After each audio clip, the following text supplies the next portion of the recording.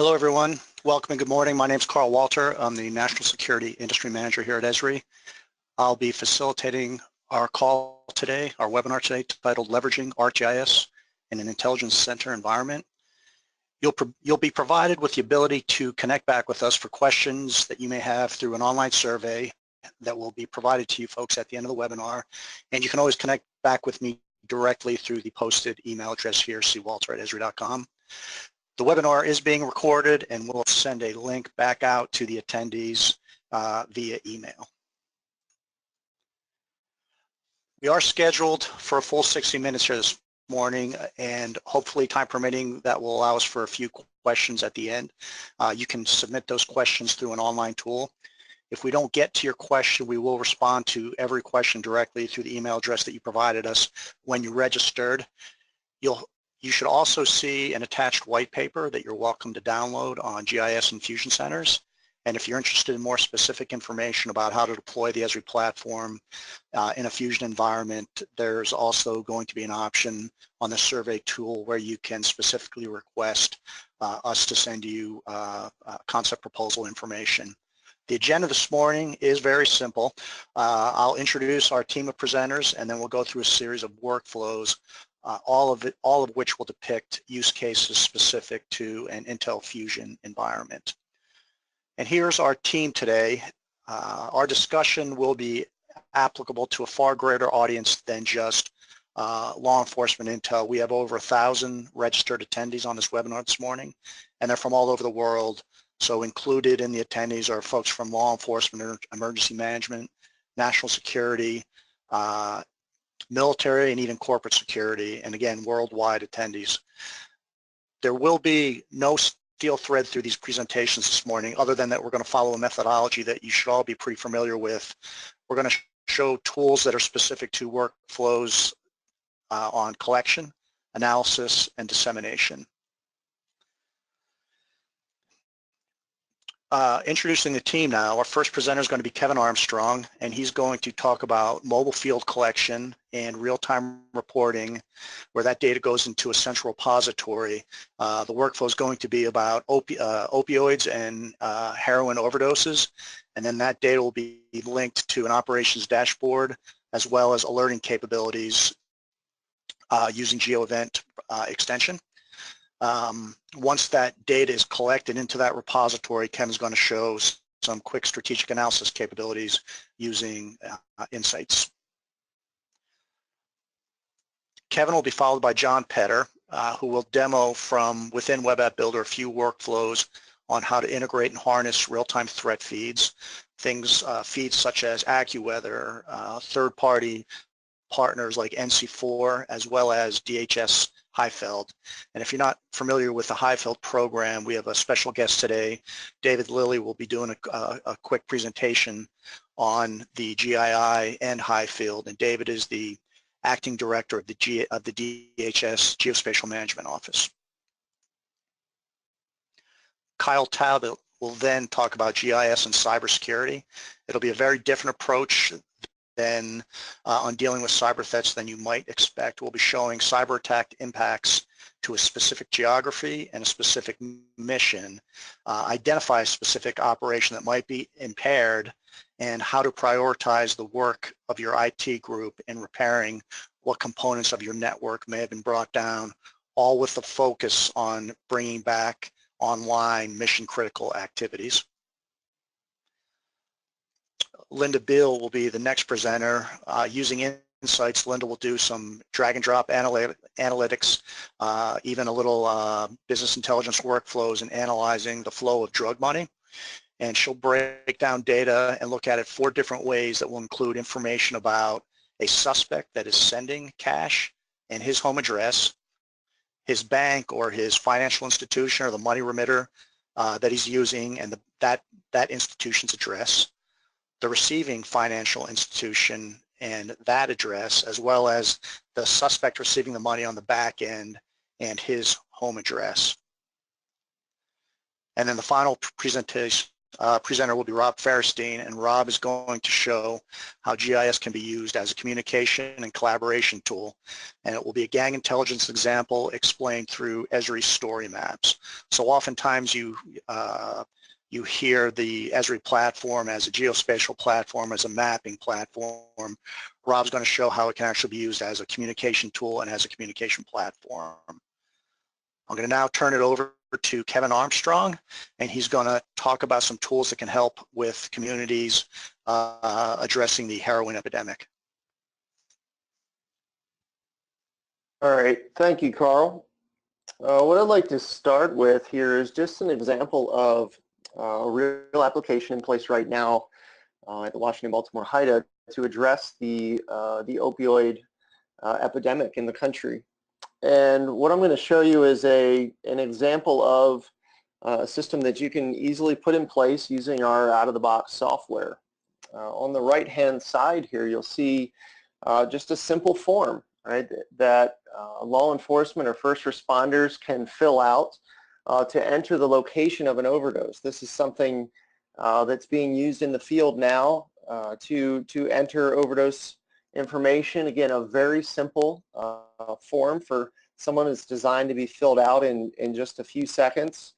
And what this does is when you open up the form and log in, it automatically grabs today's date and time and the location, and it allows the user to just fill out some simple information about the victim status, how much Narcan was given to the actual victim. It will automatically grab your current location, but the user could also type in an address or pan around the map just to adjust the location if needed. And once they're done, they can submit that location. And you see at the bottom of our dashboard here on the right that that location has already been entered. And what's going on behind the scenes is our GeoEvents extension is monitoring all these inputs. And each location that shows up, if it looks around that particular location a certain buffer distance, if it finds 5 or more overdoses in the last 24 hours, it generates a hotspot. So this is done automatically behind the scenes. And you can see on the dashboard here, the latest incident shows up on the map. We can highlight that incident. We see a nice chart summarizing the outcome of the report. And then on the next page, you can see we have that overdose that's been detected here in Mecklenburg County. Now, behind the scenes, what GeoEvent is also doing is it is sending out an email alert. So we see that, behind the scenes, an email automatically went out to me telling me that there was a hotspot that's been detected to alert me of the situation and keep me informed in real time of what's going on. So this has always been a trend with opioids, is being able to connect the dots across jurisdictions when there are a rash of overdoses. We've seen cities that have had upwards of 100 overdoses in a weekend, and it's very difficult to stay in front of that trend. Usually that's something that's not pieced together until it's too late. This provides a real solution using our out-of-the-box technology to stay ahead of that epidemic, ahead of the curve when you have a large outbreak of overdoses in a region. The next thing I want to show you is, this dashboard and mobile device, mobile application are really that system of record, allowing you to do the data collection piece on using ArcGIS. But what we also want to do is be able to analyze that data. And what I have here is just some information using our Insights product showing the location of drug overdose deaths.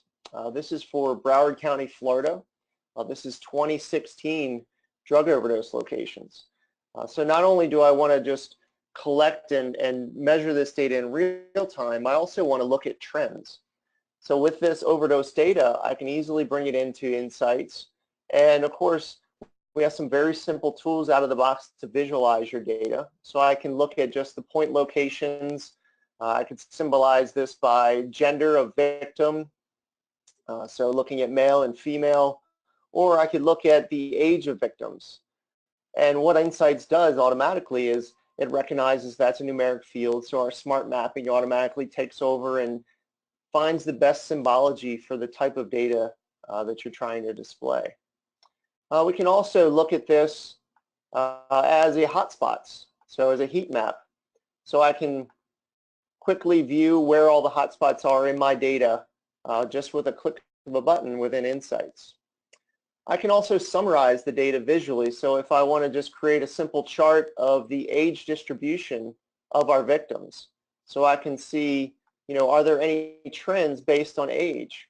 So I see, 30 to 36-year-olds are the largest group of victims for this particular overdose.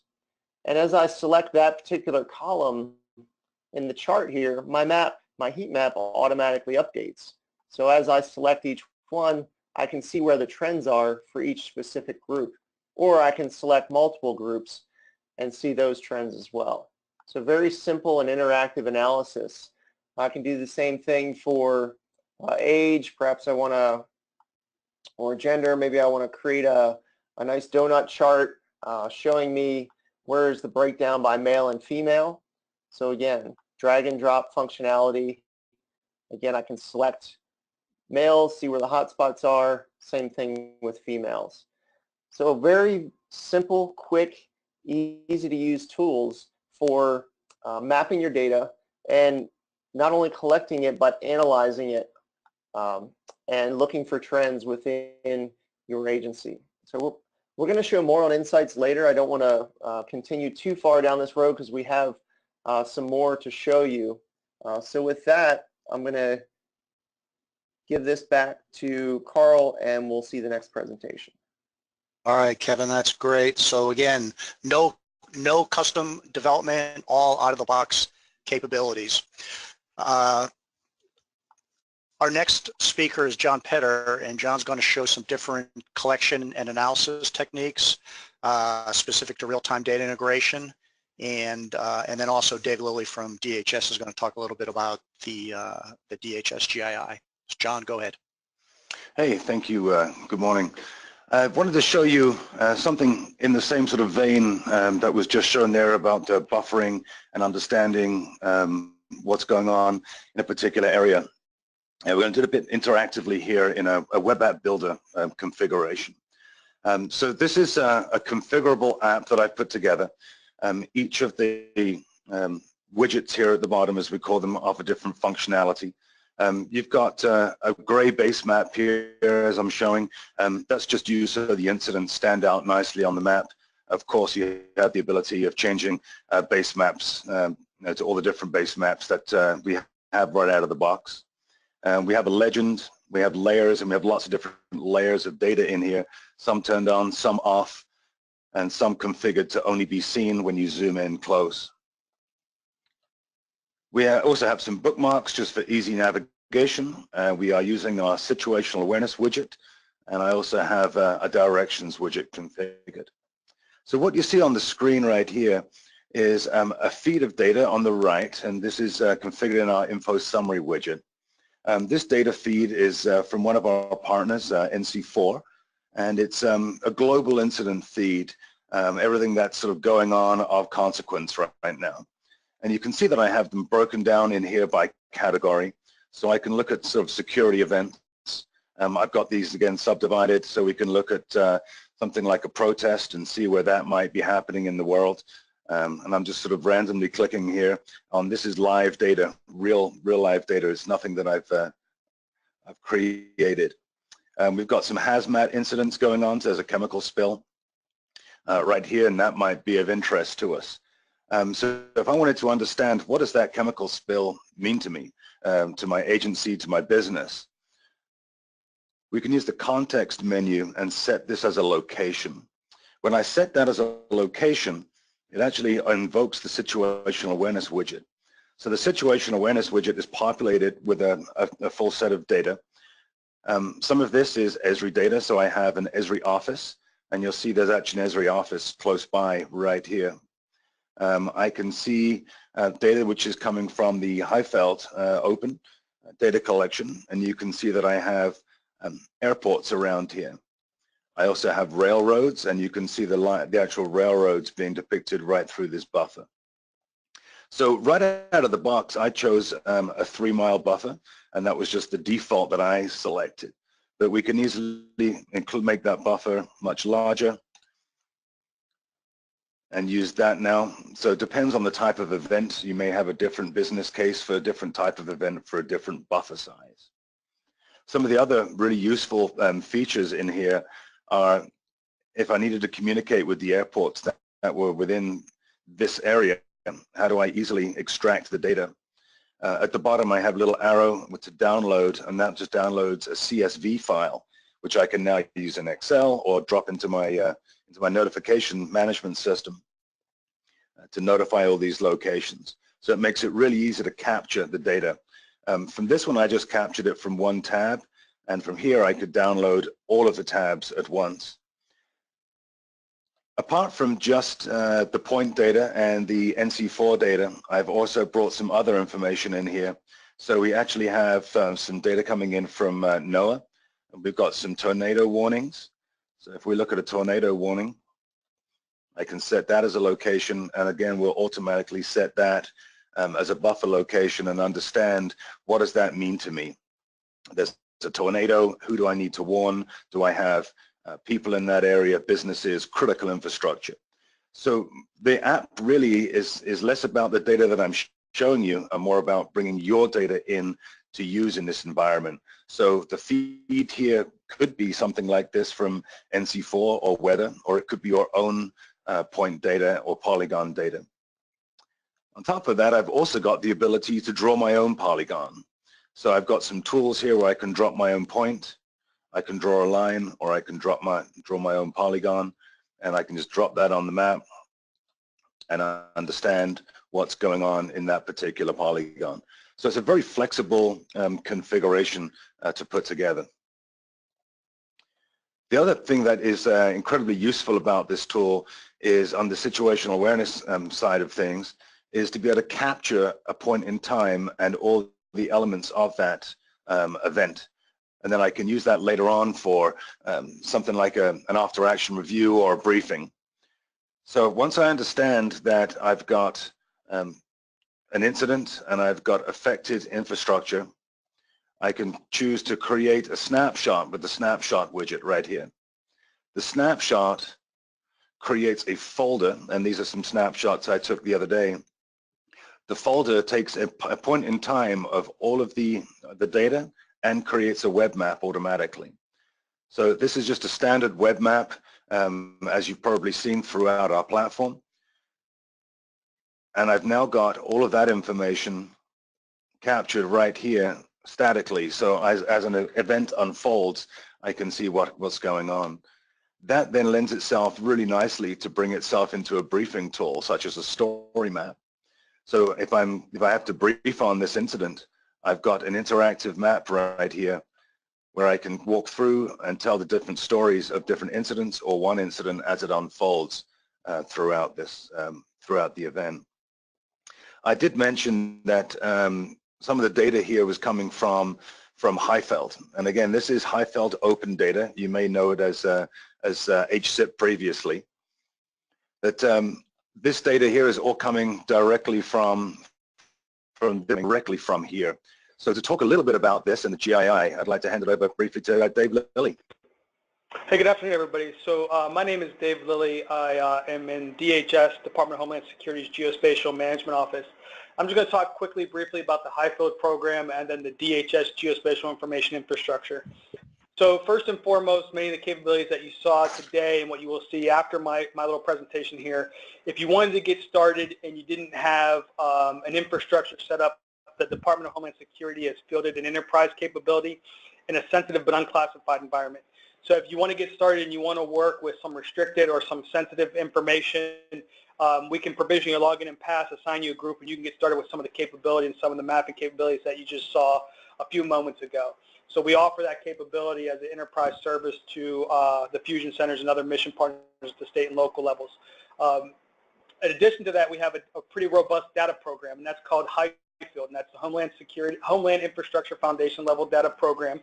It's a partnership between Department of Homeland Security, NGA, Department of Defense, Department of Interior, to gather and procure foundation level information across the nation pertinent to missions needs. And that data provides things like nationwide parcel information. It provides information on critical information assets, where your churches, schools, bridges are, those types of things. It's built and maintained through a number of different mechanisms, but HIFIELD kind of encompasses two main buckets of information. Open data, what you're seeing on your screen or you saw on your screen a minute ago. This is data that's either been procured or created by the federal government that doesn't have any kind of caveats or dissemination markings on it. It's open to the public, and you can access that data either as a download or into API like was being shown here a few minutes ago. And then there's a secure website which sits on top of that DHS GII, which is for data that does have dissemination markings, some kind of control, FOUO, PCI, or whatever, or it has some commercial restrictions to it. So we purchased it, but we couldn't afford to give it to everybody, so there's some caveats on who can use it and for what mission purpose. And so that's called HIFIELD Secure. These capabilities are available now to your at your disposal, and I think there might be some information in the back of the slides that will show you how to get to them. So again, anything you like here in terms of capability, we have built an enterprise capability for you to use now. And if you need data, the HIFIELD Open and Secure are also available. You just tap into about 600 different layers of information, whether you want to download it or access web services. And I'll turn it back over. Thanks, Dave. That's great. And Laura, if you can transfer us over to Kyle's screen. And Kyle Talbot's going to talk a little bit about GIS and cyber and show a couple different analytical workflows. All right, thanks, Carl. So I'd like to introduce you to some of Ezra's concepts for integrating cybersecurity into your intelligence center to monitor mission impacts. Because members of cybersecurity teams are often spread out from one another, in different areas, rooms, often different buildings. And these capabilities that we're going to show you today allow for cybersecurity to be integrated throughout entire organizations for shared situational awareness. So to begin, we want to address the problems that GIS can help you solve from a cybersecurity context. And some of those questions include, what are the impacts to your mission, operations, business activities, or critical systems from a cyber attack, IT outage, or impairment? We're also going to cover how do you prioritize the work of your IT team or cybersecurity team in the context of your missions and operations. And then we're also going to cover how you can provide shared situational awareness across your organization. So cyberspace is mappable. The devices, their connections to networks, the network paths, and the people and organizations using them can all be mapped to the Earth. And this provides a construct that enables the cyber infrastructure and the people and organizations that use it to be integrated, allowing analysis of many factors impacting the use of cyberspace. And what you're seeing here is Arc schematic, which allows you to view both the logical and the physical connections of your networks and to analyze them in both constructs. Now, traditionally, cybersecurity has been the domain of a cybersecurity team or just the IT department. And because of that, often groups cannot tell operations groups or organizations' leadership the impact of the mission on a cyber event. But the geographic perspective allows you to easily make the connection between cyber and missions or operations. So we can create mission descriptions using Portal for ArcGIS, and we can link missions to the devices people use and the networks they connect to by integrating with enterprise databases. And Portal for ArcGIS provides a simple tool which we refer to as the cyber supply line tool, which you can kind of see there on the right, that allows operations personnel who are not familiar with ArcGIS to easily create mission descriptions. And so what does the tool do? So the tool provides simple forms to facilitate creation of missions, something a mission user can use with no need for any specialized GIS skills. And the mission operator drops 2 points, one over each location of interest, to the mission, selects a priority, and then fills out a few descriptive fields in the web form. And once it's saved, it's immediately made available to everyone else that needs it in the organization. So the ArcGIS platform allows you to integrate all your relevant information, foundation maps and imageries, your facility information, your physical and logical network information, cybersecurity data, intelligence, and you can even bring in other data sources such as weather. And so with that, now that we've gone over those concepts, I want to give a demonstration that puts some of these concepts into action. So what you're looking at here is an operations dashboard, and that dashboard is harnessing the Geo Event extension, which is showing our data in real time and alerts us of high priority devices. And this dashboard has been configured for a fictional scenario that we created to show GIS capabilities in regards to cybersecurity. And in this scenario, I'm playing the role of a member of a cybersecurity team, and I'm using the Cybersecurity Center dashboard in order to monitor activity on communication lines between two different IP addresses. And to begin, I'll explain what the components of the dashboard are here. So first, in the top right corner, we have the shared situational awareness map, and this map includes a cyber supply line that we created that shows a direct line between two endpoints of communication.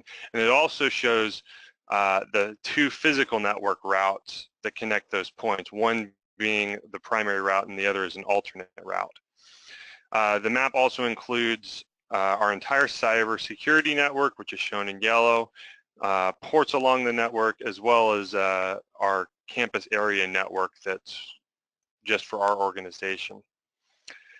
And then we also have some tools that we've integrated from Red Seal, which is one of our partners, and these tools allow us to monitor incoming attacks as they affect the mission.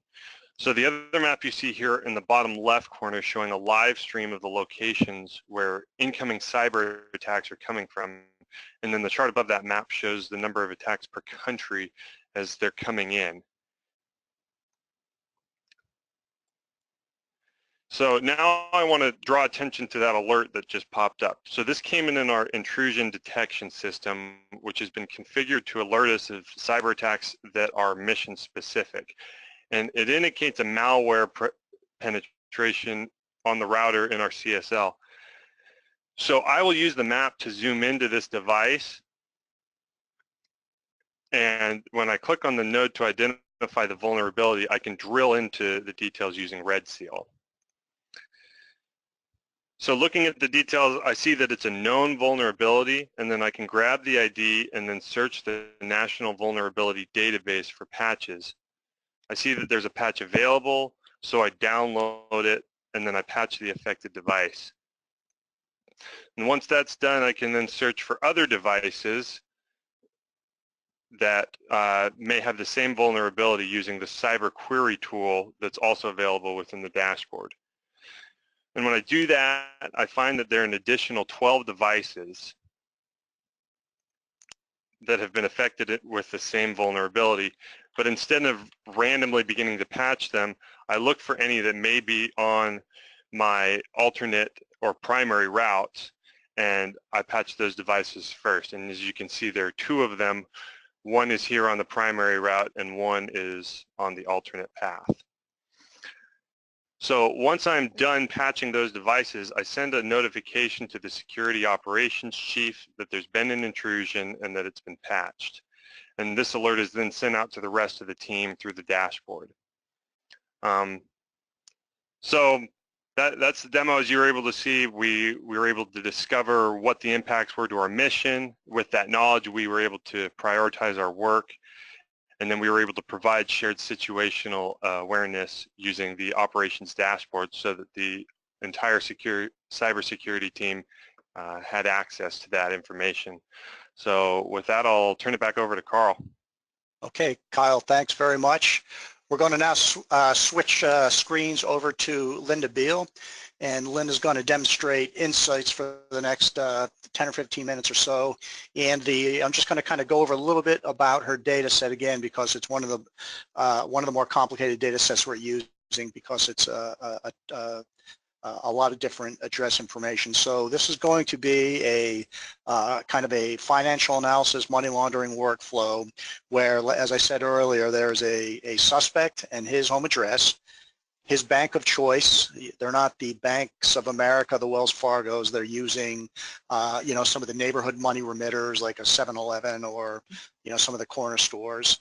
And then the location of the bank that the funds are going to, and then the home address of the individual picking up those funds on the back side. So Insights is a great tool to aggregate different components of that data, who's sending the most money, what days they're sending it.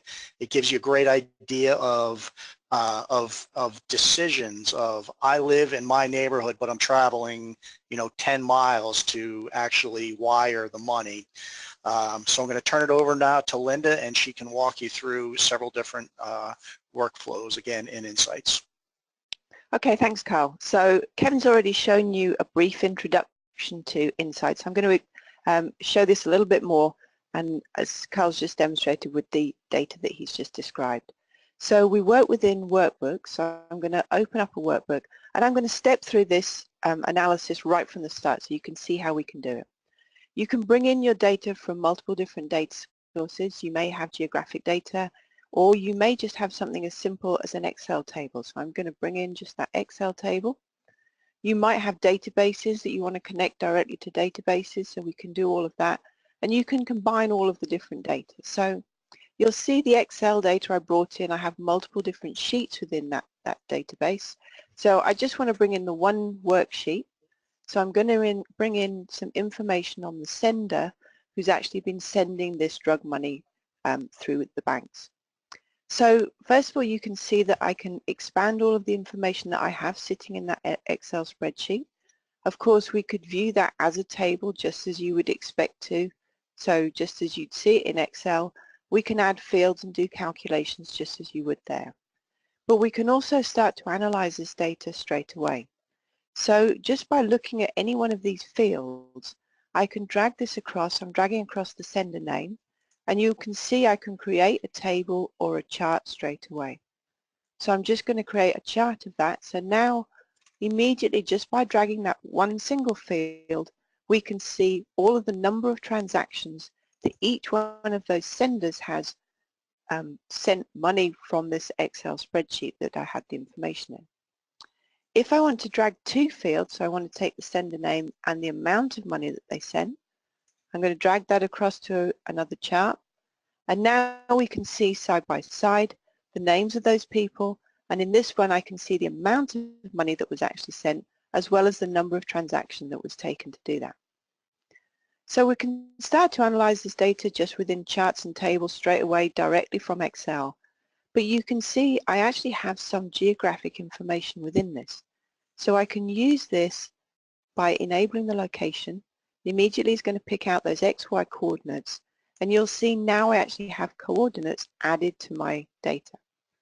I can now drag that across, and I can create a map that shows us exactly where each one of these people who've been sending the money lives. The interactivity that we have within all of these cards allows you to pick out not only how many transactions, the amount, but also now I have it mapped where that individual actually lives. So visually we can explore our data in lots of different ways. But what about doing some actual analysis with this data? So I'm going to change to another page here. It's exactly the same data we have. So these are the senders who've been wiring money across. These are the banks that they've been wiring the money from. So what I want to do is I want to find the links between an individual and the banks that he's been wiring the information from. So the first thing I'm going to do is filter this to one of the cases. So I'm just picking out an individual sender. So I'm going to pick out the individual case number. And I'm going to do exactly the same for the banks. So I'm just going to pick out those banks that that individual has been involved with. So by going on the case number, you'll see I've had that match on that case number. So now I can bring those two pieces of information together. I can put them onto the same card. I can zoom out so we can see both of those. And now I can do that analysis to find those links between the sender, the banks. I want to find all of those linked locations. And I'm just going to run that analysis. And now you can immediately see that we have that link between that individual, the banks, and also I get the information as to the amount of distance which we're seeing is roughly about 4 miles that they're traveling to each one of those locations. I can symbolize that in different ways. So if I want to symbolize the lines, just by dragging that attribute across, and now I get that information as to which one of those banks it is that I've actually got that link to. So I could extend that analysis, again jumping to another page, so I could extend that analysis right across the country. So from the receiving banks, from the sending banks to the receiving banks, I can do the same thing, so we can see that link across the country and how that money has been wired from, in this case, Boston out to Arizona. So that's calculating those lines between them. We create new result layers, so you'll see every time it's doing this analysis, it's giving me a new result that contains all of this information as to the distances that have been traveled and the link between those. We can also see from what I've done previously that the distances that each one of these receiving people has traveled is significantly more. So I've done exactly the same thing, found the link between the banks, the receiving person, and then you can actually see on this table, which we can break down in multiple ways, the name of the receiver, the bank, and the distance that they've actually traveled to get that money. So we're already, just by very simple analysis, picking out a big difference between the senders and the receivers. So another thing we can do, up to that point I've been showing relationships, links between geographic locations. But what about relationships between individuals, between categorical data? So we can actually join data. So this is the same data that I was using. So this is from Excel. I'm going to take my senders, my receivers, and I'm going to use that same case number that I had in common between those two to join that information. So you see that's joining my two Excel, well, what were Excel tables, into one big table. And now I can look at the sender name, the receiver name, and I'm going to create something called a chord diagram. So this is enabling us to show relationships exactly as we saw across distance, but as I say, this is between categories. So now I'm seeing the individual, in this case Carl T, and the relationship as to who he sent money to. So these are the people who received money that was wired from him. In this case, there's been two people. Behind the scenes, it's automatically calculating the count of each one of those. I could be doing it by the amount of money that was sent as well. So we can change this to any one of those variables. It's doing those calculations automatically for you and creating those relationships, as I say, in this case, between categorical variables. So who's involved? Are there multiple reciprocants, or is there a single person involved in this analysis? So that's different ways that you can look at geographic relationships. You can look at relationships amongst categories. You can visualize your data and use the interactions between all of the charts, tables, and maps. One last thing, throughout this analysis, everything I've been doing is actually recorded. So you'll see what I did there is I changed from the page view to the analysis view, and now you can see every one of those steps that I've taken, some of them a little bit more involved, has been recorded. We've created a model, and what that means is that model can actually be shared out. You could rerun that model, you can share it to other people within your organization, they can rerun that model, they can update it with their own data. So it may be that you'll want to rerun analysis you've done previously, or you want to run it for a different geographic area. You can run exactly the same analysis. You also have everything you've done completely documented, so you can describe and show what was done to get to the answers that you did. Of course, you can share any of the results that you create, so you can share them as a page. We've already seen how we can have story maps. You can share those directly into story maps as well. So that's an introduction to insights. Now I'll hand it back to Carl. Thank you. All right, thanks, Linda. That was great. And I think it's really easy to tell. Linda literally just scratched the surface of some of the types of exploration and data discovery that you can do in Insights. And a couple great things about it. It's, you know, if you're familiar with our desktop tools, there's a time investment to learn how to master some of those desktop tools. But in something like Insights, if you have an employee that's familiar with a with modern technology, they grew up on a computer and they know their way around a keyboard. In probably 30 minutes, they can become pretty efficient in a tool like Insights. You still need somebody on the back end serving out, developing and managing that data, but you can literally just serve out those data tables and let people have at it in a tool that's pretty robust, pretty powerful, and pretty quick to learn. Some of the other things, we looked about we focus on geography a lot and the geographic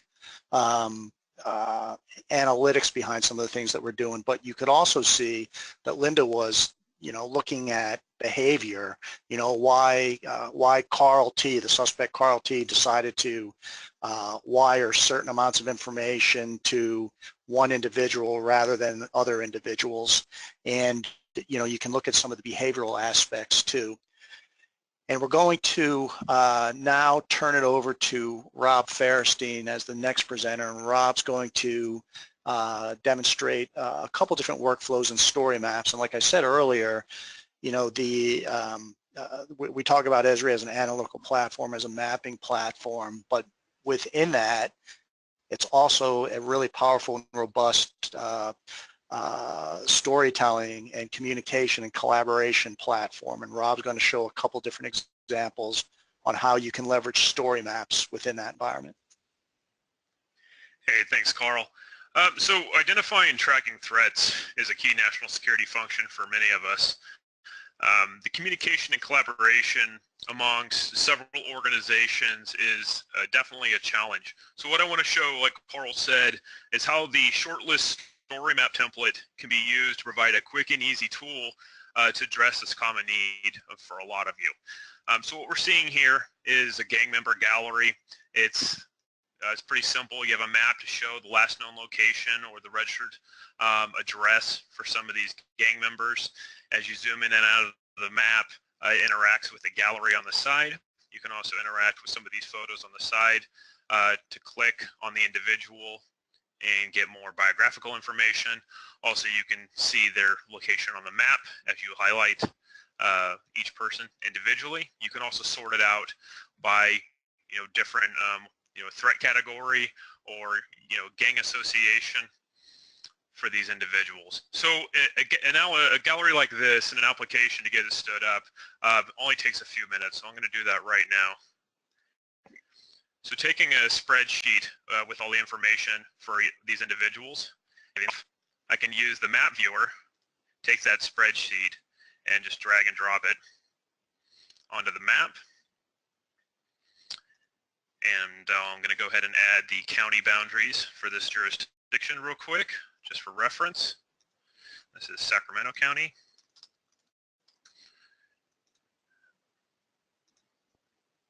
We'll change the symbology as well in the base map. So we'll use the dark gray canvas base map because data really shows well using this.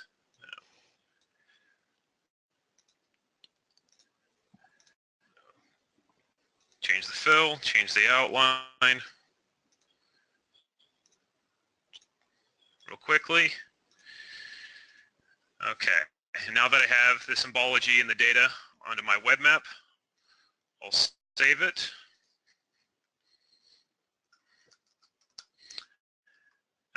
Add some tags so I can find it later and so others can as well in my organization. And so now that I've created this web map and saved it, I can share it. There's several web application templates made available to my organization, but I'm going to use the shortlist story app.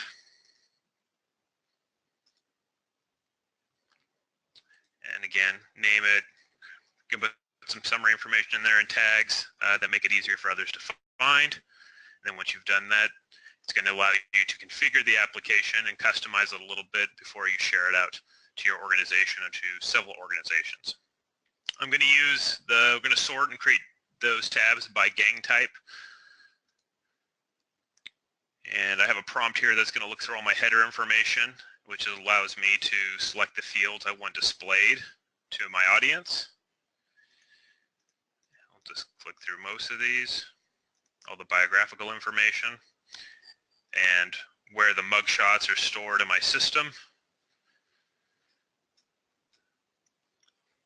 And then once this pops up, it'll allow me to change the aesthetics.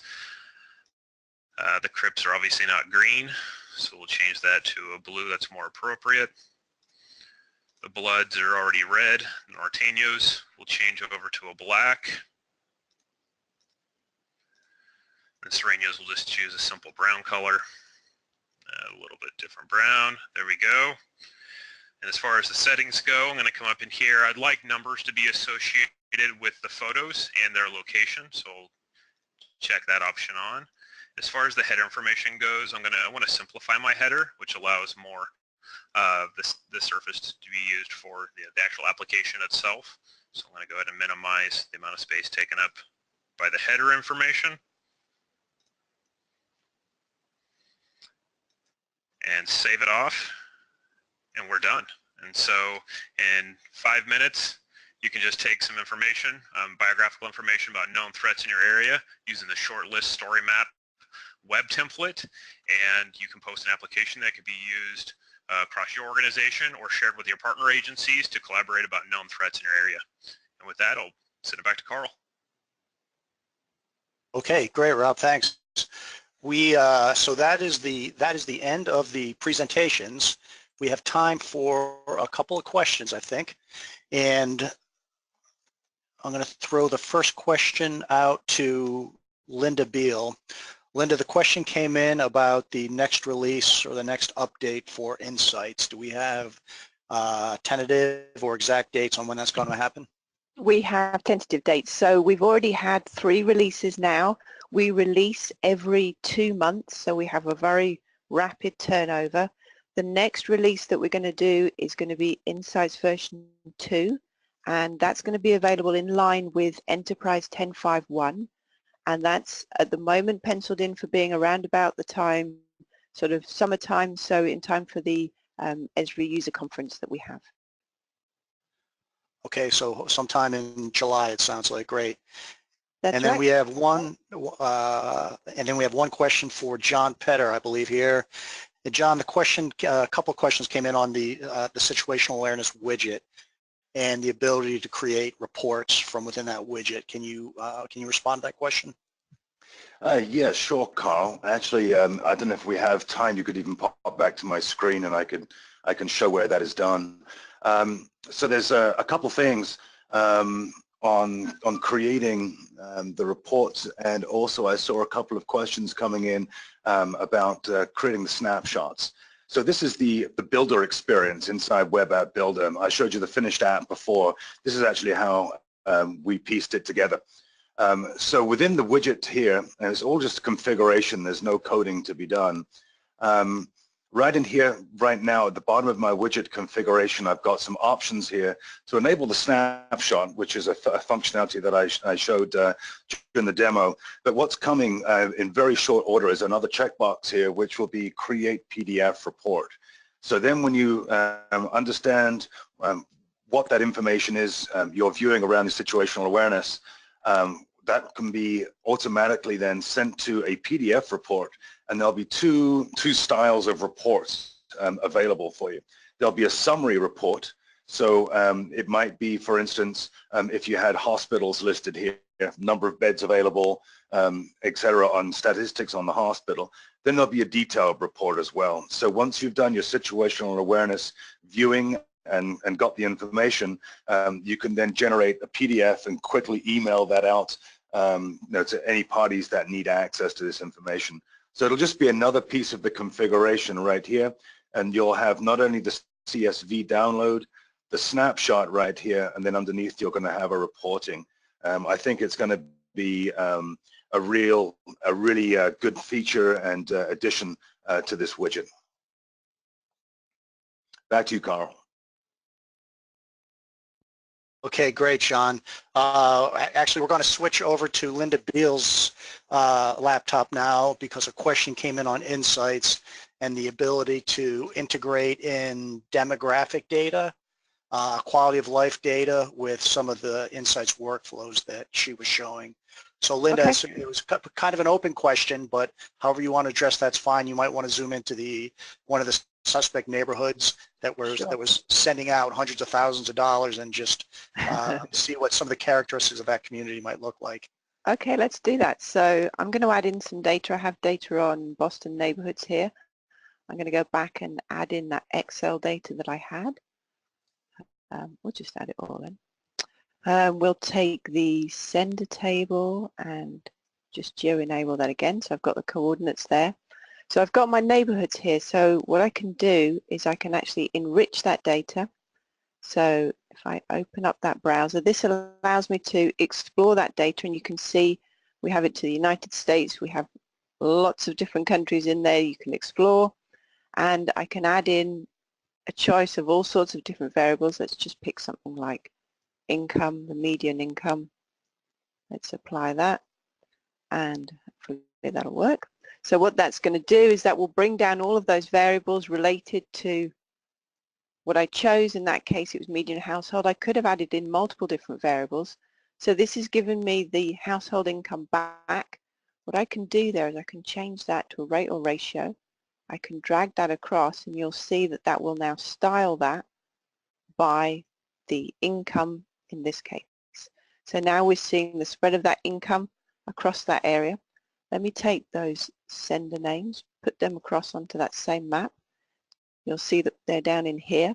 So we have that area of Mission Hill that most of them are located in with the median income of 35,000. And yet, if you remember, if we take the amounts and the sender name, let's put that across and just put it on the table. The total amount that they are mailing is more than you would expect for somebody with that kind of median income. So it's pretty easy. As I say, I could have added in multiple different variables when I enriched it, but it's pretty easy to add in that data.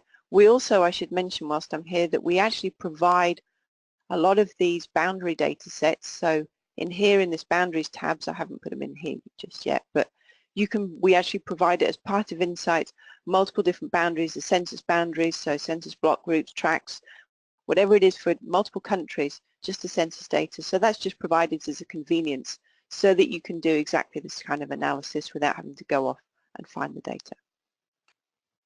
Okay. Great, Linda. So any source of information that's spatially enabled, or if you want to spatially enable it, you can do that from within Insights. So if you wanted to integrate in, something from your intelligence database or your suspicious activity reporting tables or databases, or even in this example, you saw, some of the suspects were traveling well outside of their neighborhood to other banks and money remitters for whatever reason. You could even plot the location of money remitters within walking distance to the suspect. So you're only limited by the access of data sources that you have. Some will be internal that you have, and then whether it's Highfeld or NC4 or other sources of information, your CAD, your records management systems, you can bring all that data in and really paint the picture that you're and create the profile of what you're trying to understand. So that we don't have any more questions, and we're actually going to finish about 5 minutes early. You folks all have access to an online survey. We certainly appreciate your feedback. If you want more information, you're able to ask questions within that survey. And again, you can always email me directly, cwalter@esri.com. And I'd like to, on behalf of our team here today, our team of presenters, I'd like to thank you for your time, and we'll see you next time. Thanks.